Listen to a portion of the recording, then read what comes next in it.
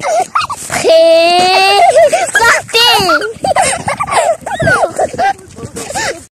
Bonjour et bienvenue sur ma chaîne Collage de l'âme. Je suis Nathalie Martinez, coach de carrière et facilitatrice d'ateliers de collage de l'âme, une pratique créative pour explorer les 1001 facettes de votre âme.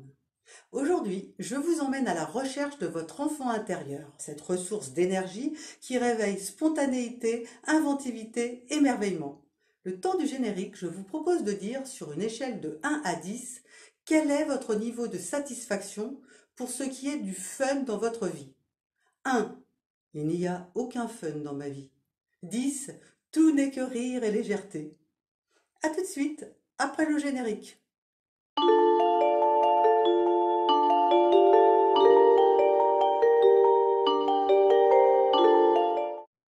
Alors, votre score de fun sur une échelle de 1 à 10? L'enfant intérieur est un comportement, un archétype. Ce qui veut dire qu'il existe en chacun d'entre nous et quelle que soit l'enfance qui a été la nôtre.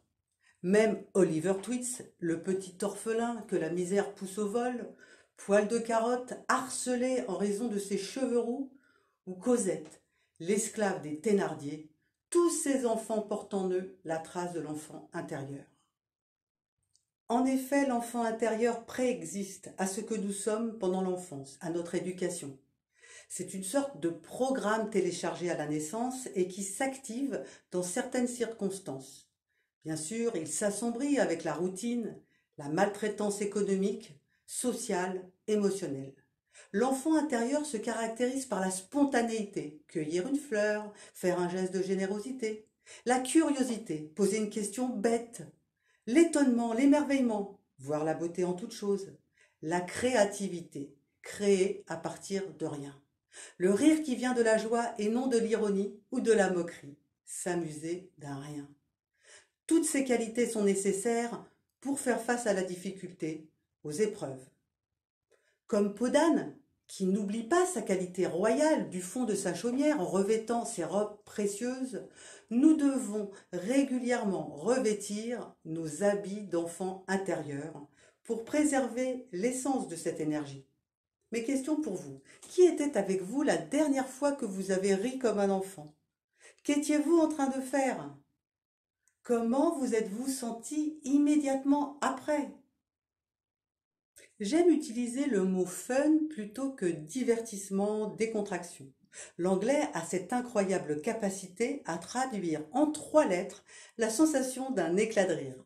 L'étymologie de fun vient de foolish, simple, silly, qui s'oppose à ce qui relève de l'intelligence, de la raison. En effet, le rire est un moment de perte de contrôle, une grimace aux yeux des plus inquiets. Ne dit-on pas à rire comme un fou, comme une folle? Nous connaissons tous ces moments de fou rire impossibles à arrêter au point de mourir de rire. Parfois, le programme de notre enfant intérieur a été brouillé par notre éducation, notre vécu, mais aussi peut-être teinté par notre personnalité. L'enfant intérieur existe dans notre moi adulte sous différentes formes. L'enfant blessé, dont Boris Cyrulnik parle avec tendresse, l'enfant magique ou innocent, pour qui tout n'est que beauté et fraîcheur, une forme d'angélisme, l'enfant de la nature qui a un lien très fort avec les animaux, les fleurs, les arbres, l'enfant divin investi d'une mission tout de confiance et de bienveillance, l'enfant éternel qui refuse de voir vieillir son corps et son esprit. Reconnaissez-vous votre enfant intérieur dans cette liste? Quel message a-t-il pour vous aujourd'hui? L'enfant blessé prend soin de toi. Élie, un merveilleux malheur de Boris Cyrulnik. L'enfant magique offre des sourires autour de toi et lit 5 méditations sur la beauté de François Cheng.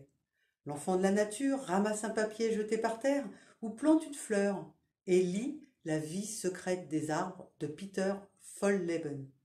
L'enfant divin médite ou prie et associe quelqu'un dans tes pensées.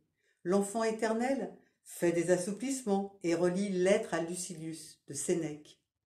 Le collage de l'âme ou sous le collage consiste d'un point de vue pratique à fabriquer des cartes par collage intuitif, puis de constituer un jeu de cartes personnel à partir duquel vous pouvez faire des tirages. D'un point de vue spirituel, il s'agit de reconnaître et d'équilibrer toutes les facettes de votre âme. au niveau de votre écologie personnelle, d'être à l'aise et heureux avec vous-même, de calmer vos peurs, vos souffrances. Pour faire votre carte de l'enfant intérieur, écoutez de nouveau cette vidéo, feuilletez des magazines et laissez-vous happer par les images. Une image de fond de 13 cm sur 20 et une ou deux images plus petites que vous superposez sur l'image de fond. Il ne s'agit pas d'un exercice de rationalité, mais de créativité. C'est votre inconscient qui est à l'œuvre. Il adore se projeter dans les images. Laissez-le faire.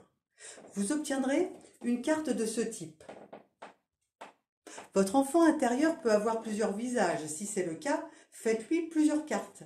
Je vous assure qu'il trouvera une façon de vous remercier pour la carte qui l'honore. Vous verrez certainement votre niveau d'énergie augmenter et le fun imposera un peu plus sa présence dans votre quotidien.